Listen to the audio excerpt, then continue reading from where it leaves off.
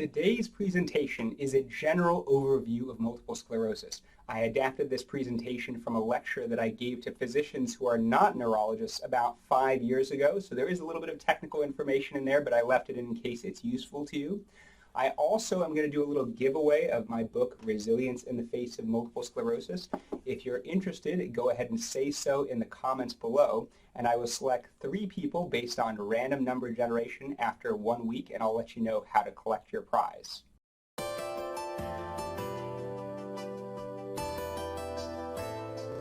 I am going to talk a little bit about medications in this presentation, but I report no financial conflicts of interest. And by the way, I'm Brandon Beaver. I make videos about multiple sclerosis every Wednesday, so please subscribe and ring the bell for notifications. Let's have some fun. So just in general in this presentation, I'm going to talk about a lot of different things. I'm going to talk briefly about the pathophysiology of the disease, how we think it develops. I'm going to talk a little bit about the epidemiology and risk factors for MS. The clinical features, what we see in people with MS, how it is diagnosed, and the tests we commonly perform. I'm going to talk about treatments, both the treatments of acute relapses and also disease-modifying therapy to try to prevent relapses and new lesions appearing on MRI scans. And I'm also going to talk about a little bit about treatment of symptoms that are common in multiple sclerosis and some miscellaneous topics. So in general, we believe that MS is an immune-mediated disease. Effectively, the immune system is getting confused and attacking the nervous system. And it tends to attack the myelin sheath of the nerve fibers. You can see in the image of the right upper corner that normally the nerve fibers or axons are coated by a fatty sheath called myelin, which is formed by oligodendrocytes in the central nervous system.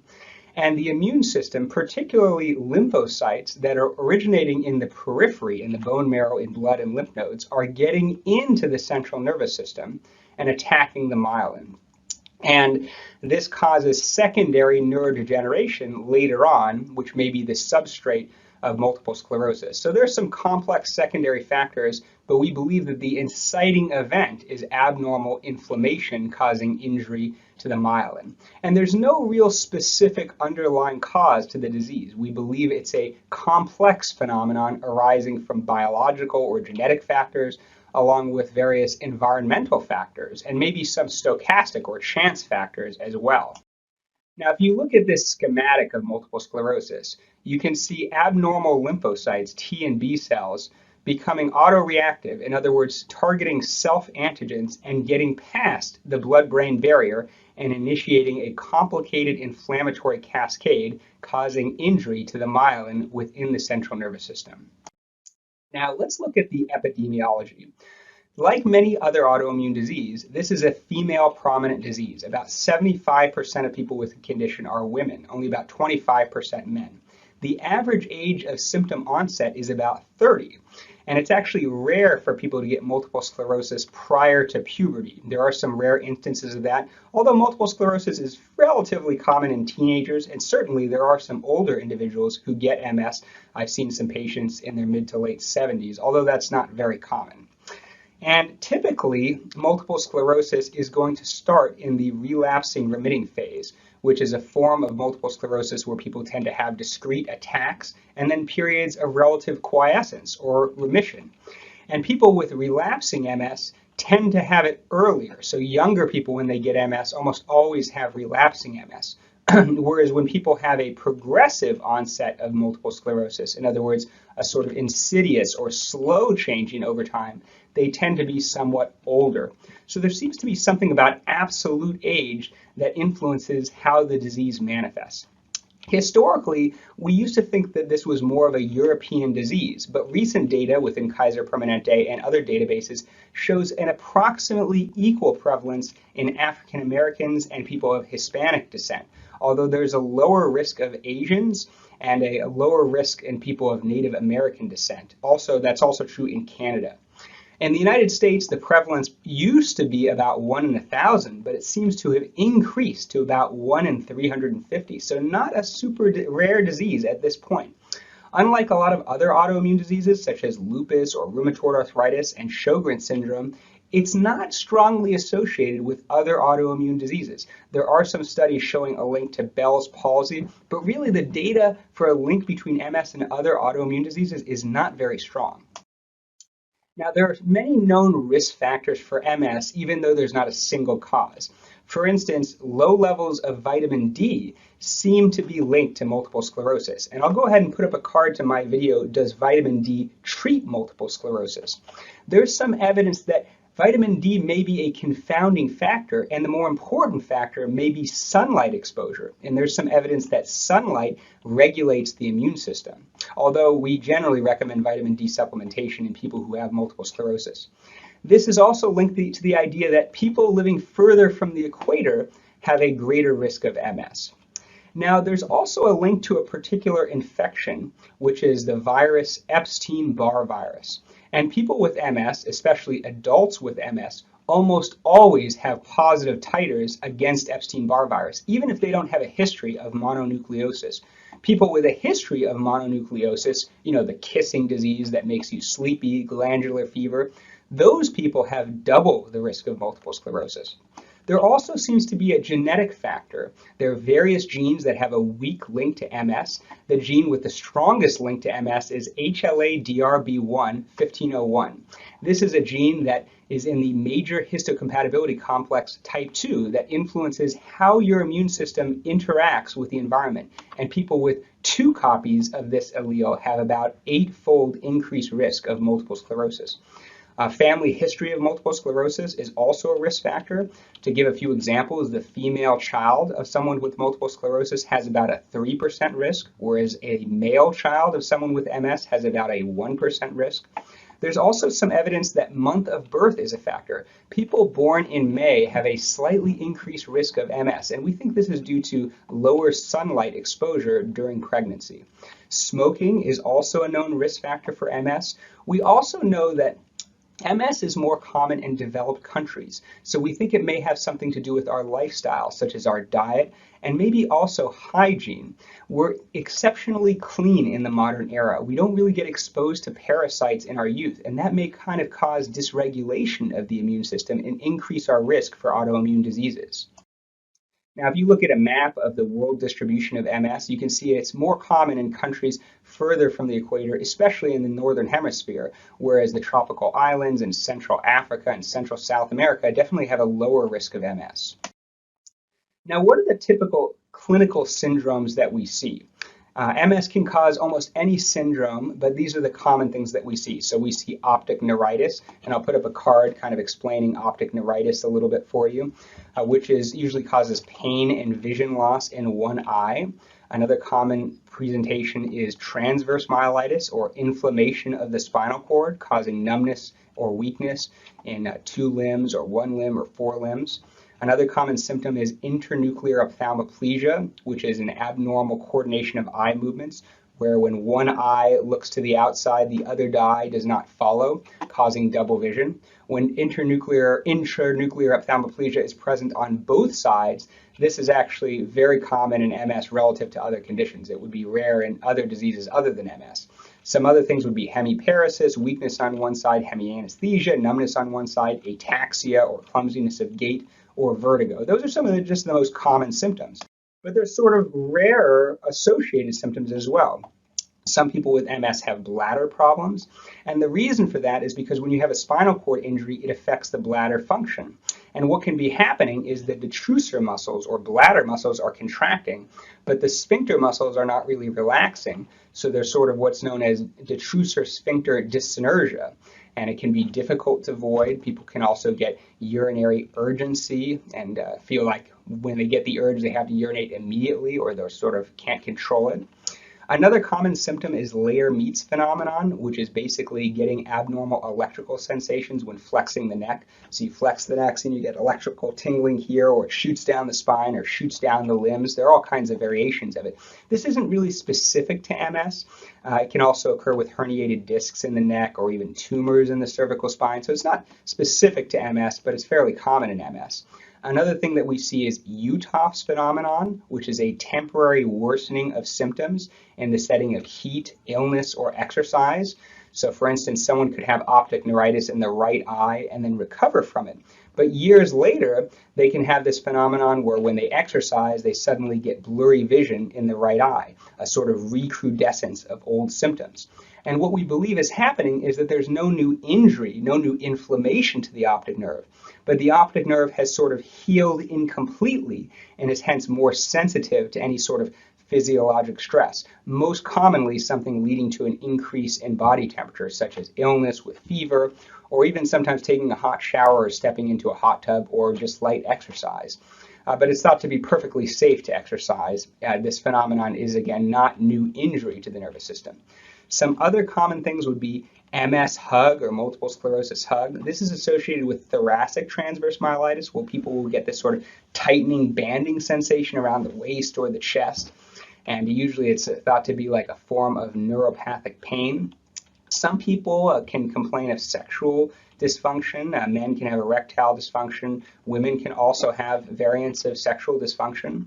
Fatigue is very common in multiple sclerosis, and some people have cognitive symptoms, usually not isolated short-term memory loss like we can see in older people with dementia, but usually more complicated forms of cognitive dysfunction like difficulty multitasking or difficulty focusing, things that are a little bit more subtle, and people may do quite well on formal cognitive testing even if they have the symptoms. It's also known that certain mood disorders are associated with MS, such as depression most commonly. Now, what about the prognosis? The thing about MS is it's a highly variable disease. I have patients who have had MS for 40, 50 years, are incredibly stable, no major problems even at age 70, for instance. But certainly I've had some patients who do very poorly. So it's really difficult to predict the future. Some older natural history studies suggest that on the average, again, this is on the average, in a person who is untreated with multiple sclerosis, the average time from diagnosis to getting to the point where a cane is required to walking 100 meters, and this is an EDSS score of 6, which is a commonly used disability scale in multiple sclerosis. I'll put up a little more information about EDSS if you want to know more about that as well.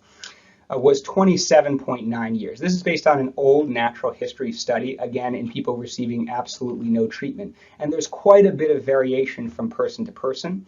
And there's also evidence that multiple sclerosis is becoming milder, that people are less disabled over time on the average. And we're not sure if that's due to treatment or if it's because we're sort of better at diagnosing people with milder MS. But that's sort of the good news, that MS seems to be a little bit more benign on average compared to historical studies. So don't make too much of this 27.9 years figure. Again, that's an average based on an old study with people who received no treatment.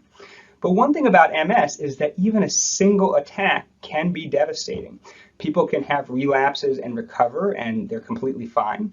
But you can have a single attack and never fully recover from it, and even one event can be life-changing. So that's sort of the scary thing about MS. And recovery from relapses is highly variable. Some people have 100% recovery, some people have intermediate recovery, some people have 90% recovery, and some people have no recovery whatsoever or only minimal recovery. Now, there are different subtypes of MS. In my opinion, these subtypes are a little bit confusing. Generally speaking, younger people are more likely to have relapses, and older people are more likely to either be stable or have a slow worsening of symptoms known as progression. The term progression is very confusing, but for a neurologist, it essentially just means a slow worsening of symptoms over time, usually over months or years. Now, some people seem to have what is known as benign multiple sclerosis. In other words, they definitely have MS and they definitely have relapses periodically, but they're sort of stable. They don't really accumulate disability. And definitely, I have some patients who would fit this criteria, and they're older, they've had MS for a long time, and they do very well. The problem is it's difficult to predict who this will be in advance, and some people who look benign after 15 years, for instance, may not turn out to have benign MS after 25 years. So it can be somewhat of a moving target. People, when they're young, they tend to have relapsing remitting multiple sclerosis, where they have periods of stability, but then they have attacks. This is without treatment. With treatment, we're relatively good at preventing relapses. And they may recover from them. They may not recover fully, but they can sort of get worse over time from incomplete recovery from relapses. In the third graph, we see that sometimes people with relapsing MS, as they get older, they can sort of stop having attacks and start more slowly getting worse over time, known as progression. And this happens to some people as they get older with MS. And some people, they never have a relapse, not once in their entire life, and then they just start with MS with a slow worsening of symptoms. This is known as primary progressive multiple sclerosis. When you have a history of relapsing MS and you later have progression, that is known as secondary progressive multiple sclerosis. I won't go into the details, but there's very strong evidence that all of these diseases, all of these subtypes are caused by the same underlying pathophysiologic disease. And there's very strong evidence, for instance, that secondary progressive MS and primary progressive MS are actually the same disease. Even though sometimes in clinical trials they're separated, in my opinion, that's a very arbitrary distinction. And many people with a diagnosis of so-called primary progressive MS may be able to recount a remote episode of a neurological symptom that was consistent with a multiple sclerosis relapse. Now, there's some other subtypes. Some people have a single event but don't actually meet the diagnostic criteria for multiple sclerosis, and this is known as clinically isolated syndrome. I won't go into it, but the new diagnostic criteria actually make this much less common due to the incorporation of a spinal tap into the diagnostic criteria. There are also some people who have an MRI for an unrelated reason, such as a head injury or trauma, and they're found to have lesions highly typical of multiple sclerosis. And what's interesting is that some of these people will go on to develop multiple sclerosis, but some will not. And it turns out the best predictor of who will get multiple sclerosis is the presence of spinal cord lesions rather than the results of a spinal tap. Now, I'll give a few examples of a multiple sclerosis presentation. This is an example of a woman with relapsing multiple sclerosis, and the names and details are made up or adapted or changed in some way. So this is not someone's personal health information. So Mary Green is a 28-year-old healthy woman. She develops right eye vision loss and pain with eye movement and is diagnosed as having optic neuritis. She is given IV Solumedrol steroids daily for 5 days, resulting in improvement over about 4 weeks. She reports retrospectively that she had an episode of unexplained right leg weakness several years ago, which resolved on its own.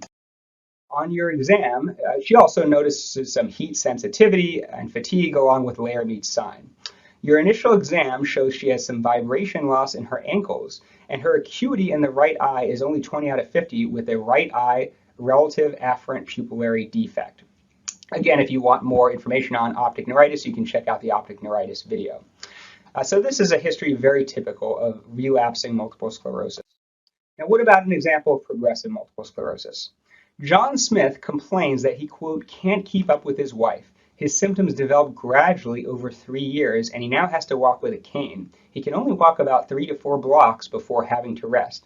On exam, you note weakness in the legs, worse on the left with dense vibration loss in the ankles with diffuse elevated reflexes and upgoing toes. These are just abnormal reflexes associated with spinal cord injury.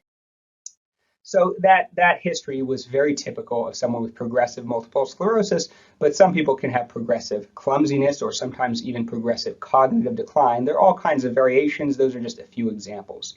So I'm going to talk briefly about a few tests we commonly do in multiple sclerosis. One is the MRI of the brain and spine, and usually for initial diagnosis, we do it with and without contrast. There's some concern that getting gadolinium contrast over time could be dangerous, so some doctors try to limit the amount of contrast that we give over time. Also, a spinal tap can be done, and there's a particular finding which I'll show you, which is having multiple oligoclonal bands, which are antibodies unique to the cerebral spinal fluid. And this is seen in about 90% of people with multiple sclerosis. It's not 100%, but it's a pretty good test. Another test that we can do to look for evidence of optic neuritis is a test called visual evoked potentials. So the typical MRI findings of someone with MS shows T2 bright lesions in specific areas of the brain, such as the corpus callosum, the paraventricular white matter, the cerebellum, and the brainstem, and also in an area directly under the cortex known as the juxtacortical lesions. These lesions tend to be larger and well demarcated between normal and abnormal tissue. In active lesions, there's a temporary breakdown of the blood-brain barrier, and the gadolinium dye can get into the lesions, causing enhancement. Also, people can have darkness on the T1 sequences known as black holes, and these are more associated with worsening disability as compared to T2 bright lesions. So I'll show a few examples. So this is a T2 axial flare image, and it shows highly typical lesions associated with multiple sclerosis in the subcortical white matter, paraventricular white matter, and corpus callosum. These are T1 dark holes on a T1 axial sequence. And again, atrophy of the brain or shrinkage of the brain and T1 dark holes are a better predictor of disability than T2 bright lesions. And this is a T1 image with contrast showing enhancing lesions. And so this is a demyelination that has occurred relatively recently. Usually for about 1 month, a lesion remains enhancing if it's active. And this is an MRI of the cervical spine, a T2 sagittal stir image. And you can see these bright lesions within the cervical spine. And I'll put up a card of a video of me analyzing an MRI scan of someone with multiple sclerosis to go into a little more detail if you're interested in that topic. Now, this is an interesting study where they took a patient who had multiple sclerosis and did an MRI every 2 weeks and then superimposed them over an entire year. And you can see the lesions coming and going. And what's amazing is that this patient was actually reported to be stable with no new symptoms and no relapses during this year. So that's the whole idea of doing screening MRI scans in people with multiple sclerosis, is that we can find new lesions even if people don't have new symptoms. And that can suggest that we may need to do a change in treatment. Now, these are some results from the spinal fluid. So on the left is normal and on the right is abnormal. So what you're looking at is a gel electrophoresis where a current is applied to the cerebrospinal fluid and it travels across a gel. And people with multiple sclerosis have abnormal oligoclonal bands which represent abnormal autoreactive antibodies in the cerebrospinal fluid. Again, this is seen in about 90% of people with multiple sclerosis. I have a dedicated video on the spinal tap, which I'll post up here. Now, this is the readout from a visual evoked potentials. So what we do is we put electrodes on the scalp and then we shine a checkerboard pattern in the eyes. And normally it takes about 100 milliseconds for the information to get from the eye back to the brain. And if that is prolonged, it could indicate optic neuritis. And one interesting thing about this test is even if you recover from the optic neuritis, years later, the P100 is often still prolonged, even if you have absolutely no symptoms. Now, there are formal diagnostic criteria for multiple sclerosis. The chart that I'm showing you is actually a little bit dated, and I'm not going to talk about it in detail, but generally speaking, the diagnostic criteria are designed to help avoid misdiagnosis of multiple sclerosis. And basically, we're looking for two features. One is known as dissemination in space. In other words, we want to see that the abnormal inflammation is not just occurring in one area of the nervous system. For example, some people can get optic neuritis over and over again, but it does not affect the brain or spinal cord. And typically, we think of this as a different disease called CREON, chronic recurrent inflammatory optic neuritis, or another disease causing optic neuritis. So multiple sclerosis should be disseminated in space. In other words, it should involve multiple areas of the nervous system. Another thing is that it should be disseminated in time. Multiple sclerosis is a chronic disease. Some diseases such as ADEM, acute disseminated encephalomyelitis, involve inflammation of the nervous system that goes away and does not recur. And of course, we don't want to misdiagnose that as multiple sclerosis because it could lead to us inappropriately treating people for a prolonged period of time. Now, there are various diseases that can mimic multiple sclerosis, and I have a presentation on that. I'll go ahead and put up a card here so you can check that out. So what about the treatments of an acute attack? So you have optic neuritis or transverse myelitis due to acute inflammation of the nervous system. The most common treatment is intravenous solumedrol or methylprednisolone, a potent steroid, and the typical dose is 1 gram in adults given daily for 5 days.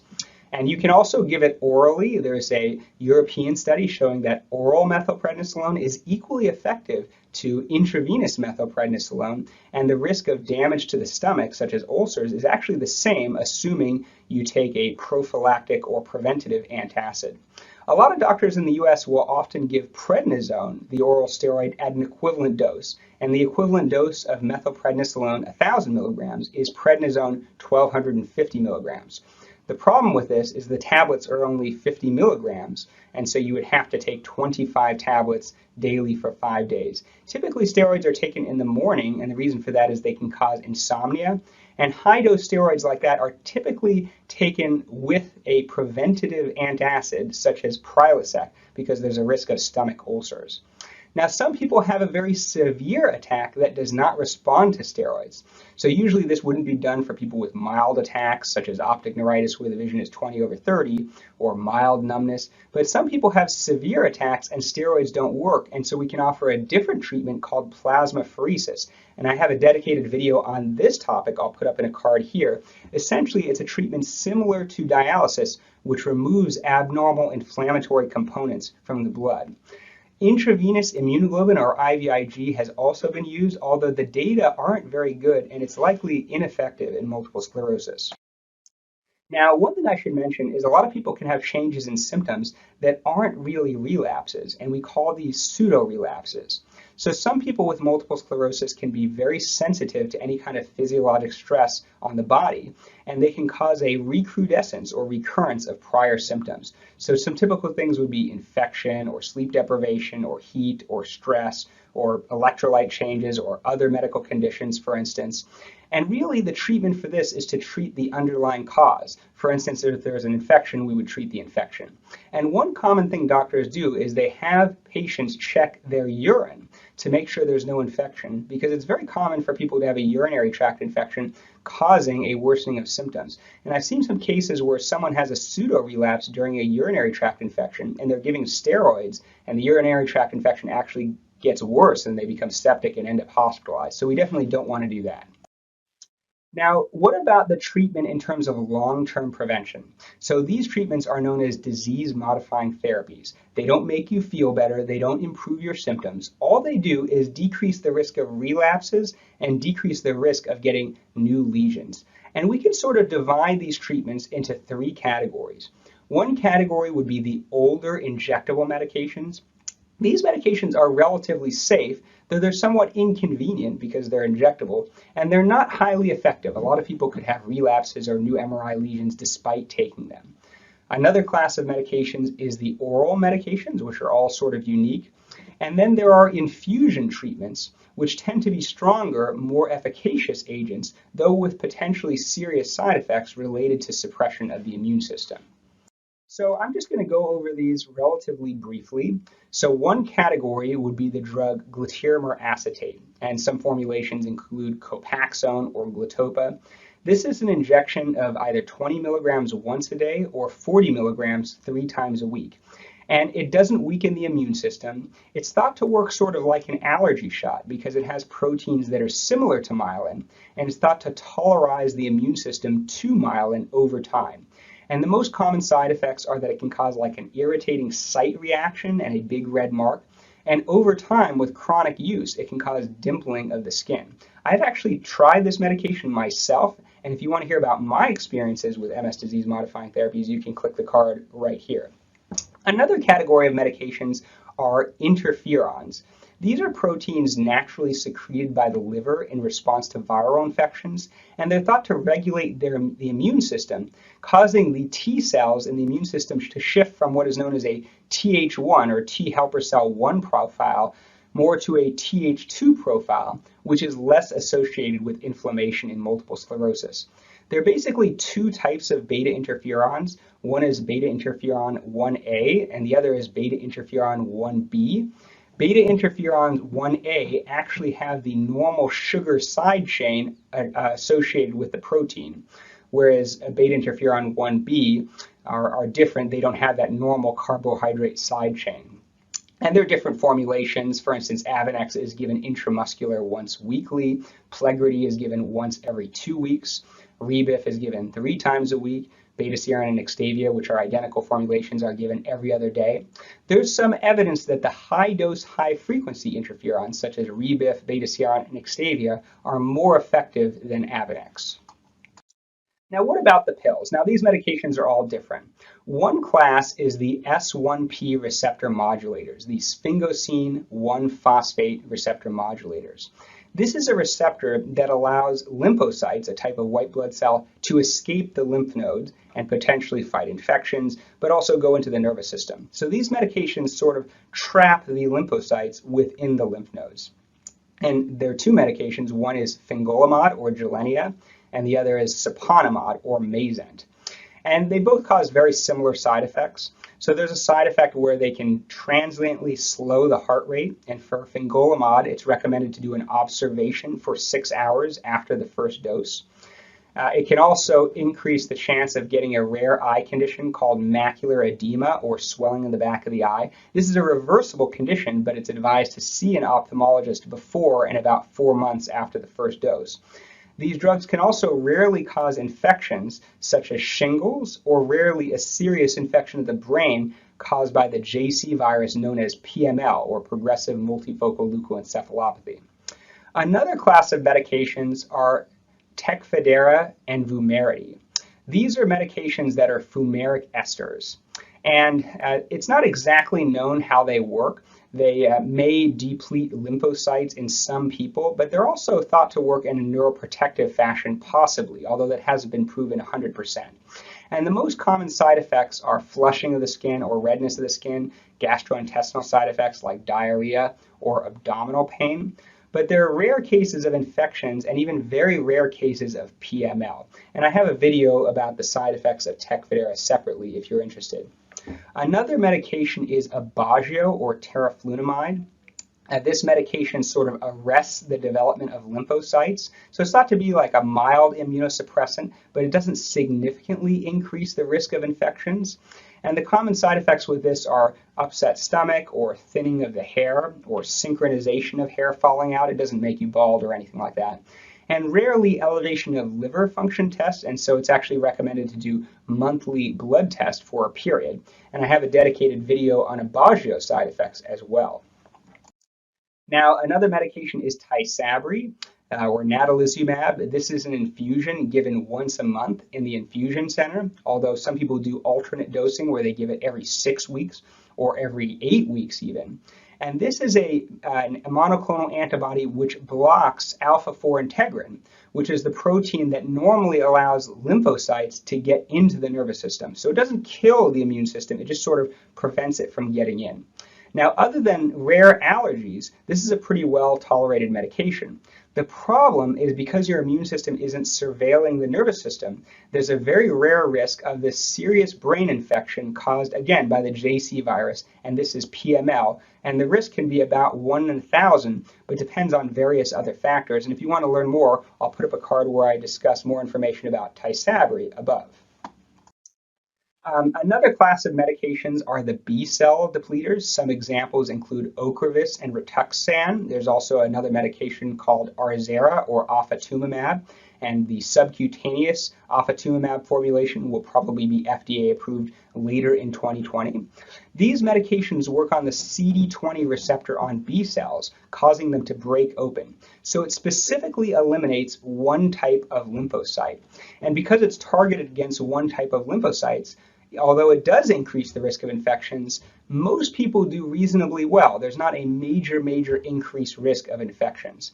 But the common side effects would be like infusion reactions like rash and hives. The infusion has to be given very slowly over a period of about 6 hours, and usually people need pre-medications such as Benadryl, Tylenol, and Solumedrol to decrease the risk of infusion reactions.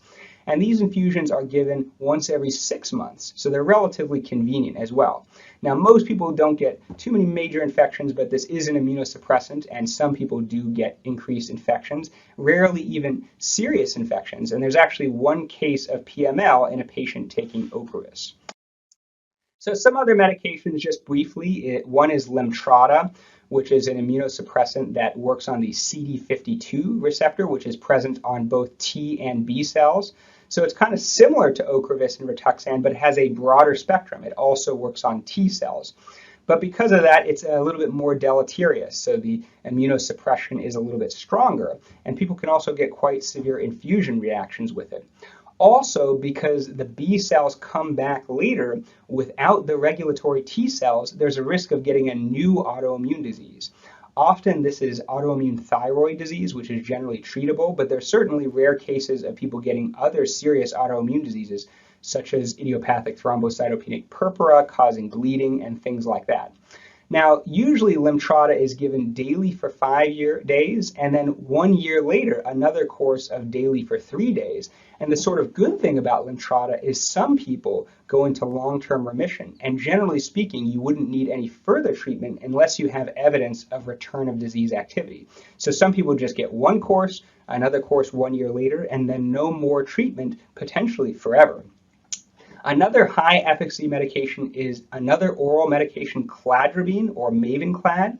This is a tablet and it's given in a very unusual way.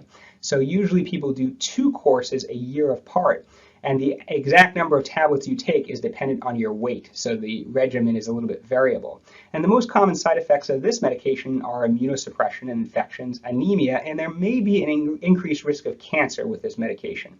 Now, the potential good thing about this medication is that the immune system does come back, so the immune suppression is only temporary, but can last for a while. Now, there are many medications that I'm not really going to mention here. These medications are not FDA approved for MS and aren't commonly used, but there's some alternative medications such as methotrexate, azathioprine, and mycophenolate mofetil, which are used sometimes, and there are some trials suggesting they are effective. There's also the older medication Novantrone, which is FDA approved for multiple sclerosis, but it's no longer used just because the side effects are terrible, including heart failure and a risk of cancer developing secondary to the medication. Now, a lot of people come to us complaining of symptoms. Their MS may be stable, they may not have new MRI lesions, but they have a lot of symptoms that they want to deal with. So I'll talk about a few of those issues here. Probably the most common thing would be fatigue associated with multiple sclerosis, a very common symptom of MS, and we believe that it's related to the brain lesions, although there's no way to predict from the MRI who will have fatigue and who won't. Now, I say that fatigue is a common symptom of MS, but people can have multiple things. So often I'll check labs like blood counts to look for anemia, thyroid function, B12, and carnitine and correct deficiencies, and sometimes I'll find some other things. Another thing is I'll ask people about how they sleep. Some people have fatigue that's more related to insomnia or even sleep apnea that should be addressed. One thing that I mentioned is diet. There's actually a study that was done at Oregon Health Sciences University suggesting a low-fat, whole foods, plant-based diet advocated by Dr. McDougall may be effective in treating multiple sclerosis fatigue. There's also some data that another diet called the Terry Wahls diet, which is more of a paleo diet, may be effective in treating multiple sclerosis fatigue. Exercise is a good treatment for fatigue, and sunlight exposure. And for people who don't get a lot of sunlight exposure, sometimes I'll recommend these blue lights that are usually used for depression and seasonal affective disorder, but you kind of put it near your face while you're working or while you're eating, and you get a little bit of light exposure if you don't have time to go outside. There's some alternative treatments, such as acetylcarnitine has been tried for fatigue, particularly if someone's carnitine deficient, B12 shots. Also, the medication naltrexone in low doses has been used to treat multiple sclerosis fatigue. There's not necessarily great evidence for this, but some people report that it's beneficial. And then there are prescription stimulants, such as Ritalin and Provigil, that are effective, although they can be somewhat habit-forming. The other thing is urinary symptoms with multiple sclerosis, and there are various medications to help with this. So the sort of natural things that people do are they try to not drink too much water prior to bed or when they're going on long car rides. Some women will try to push down above the bladder while they're urinating to sort of empty out more of the urine. But some people, they use these medications which basically block bladder spasms. So one medication I like to use is Sanctura, and the reason is because a couple of these medications are anticholinergic medications. They work on acetylcholine receptors, but some people with MS can be very sensitive to it because one of the side effects is that they can cause cognitive symptoms. And some people with MS already have some cognitive symptoms, even if they're not severe, so they're very sensitive to these medications. But Sanctura is sort of a larger molecule and does not cross the blood-brain barrier, and so it should not cause any cognitive side effects. It can still cause constipation and dry mouth in some people. I generally try to avoid ditropan and detrol if people have cognitive impairment, but some people, they tolerate the medication just fine, and those medications are acceptable. There's another medication that works in a totally different way called Mirabegron, although this medication can cause high blood pressure. So if someone has high blood pressure, I'll usually try to avoid it. And people with more severe neurogenic bladder, some urologists can perform bladder Botox, which can be effective. And some people, if they have more like advanced neurogenic bladder, they may benefit from using temporary urinary catheters just to drain the bladder. Now, what about pain? Some people with MS have a lot of neuropathic pain, often described as burning or tingling or sensitivity or unusual symptoms. So some of the alternative treatments would be acupuncture. The nutritional supplements alpha-lipoic acid can be used, also benfotiamine, although the best evidence is really for people with diabetic neuropathy. Sometimes I'll attempt those treatments in people with MS. There are a lot of prescription medications that are used. Just to mention a few, one is gabapentin, which has side effects of leg swelling, and it can be sedating at higher doses. And another example would be nortriptyline or Pamelor, which is sedating but is usually taken at night and helps people sleep. Those are just a couple examples of nerve pain medications. Now, muscle stiffness or spasticity can be a common complaint. One of the alternative treatments is L-theanine, which is an amino acid which crosses the blood-brain barrier and is converted to glycine, which is an inhibitory neurotransmitter. This has been attempted. I haven't had great success with this, but it's extremely safe to take. Massage can be effective. In terms of medications, the most commonly prescribed muscle relaxant is baclofen, just because it's the least sedating. But really, all muscle relaxants can be sedating, and some people just can't tolerate them during the day. If someone has spasticity in a specific reason, sometimes we'll try botulinum toxin injections into those areas. And some people, if they have very advanced spasticity of the legs, it's actually possible to install a baclofen pump into the spinal canal so that people can get higher doses targeted to that area, and it can actually be quite effective. So what about diet? Now, there's no single diet proven to treat multiple sclerosis. The book that I recommend to people is this book called Overcoming Multiple Sclerosis by Dr. George Jelinek, and I can go ahead and post up a link summarizing that book if you're interested. But there's no real specific diets, but some of the popular diets would be the Swank diet, which is essentially a low saturated fat diet, or the Terry Wahls diet, which is essentially a modified paleo diet. And I'll also go ahead and post up a link of my review of her book, Dr. Terry Wahls, called The Wahls Protocol.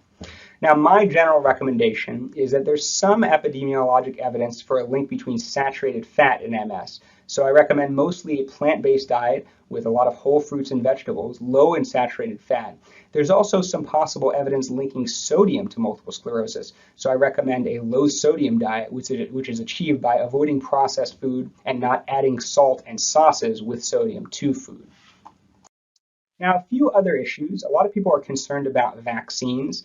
There's no real epidemiologic evidence that vaccines increase the risk of multiple sclerosis or increase the severity of multiple sclerosis. The one exception to that is one study showed that the yellow fever vaccine is strongly associated with an increased risk of relapses in MS. And so I actually don't recommend that vaccine to people with MS. Now, some people with MS are taking immune suppressing agents, and they are unable to receive living vaccines. In other words, vaccines with living components. One example would be the older shingles vaccine, not Shingrix, but the older shingles vaccine. Now, dead vaccines, such as the injectable flu vaccine, should be perfectly safe. Although some medications may decrease vaccine response. For example, with rituximab, there's some evidence that vaccines may be less effective because your immune system just isn't as effective in generating antibodies. Some other issues, although smoking worsens MS, there's really no particular evidence that alcohol either causes or worsens multiple sclerosis. Of course, some people are very sensitive to alcohol and may be very imbalanced while drinking it. And of course, heavy use of alcohol can cause other medical problems, but there's no specific link between alcohol and MS.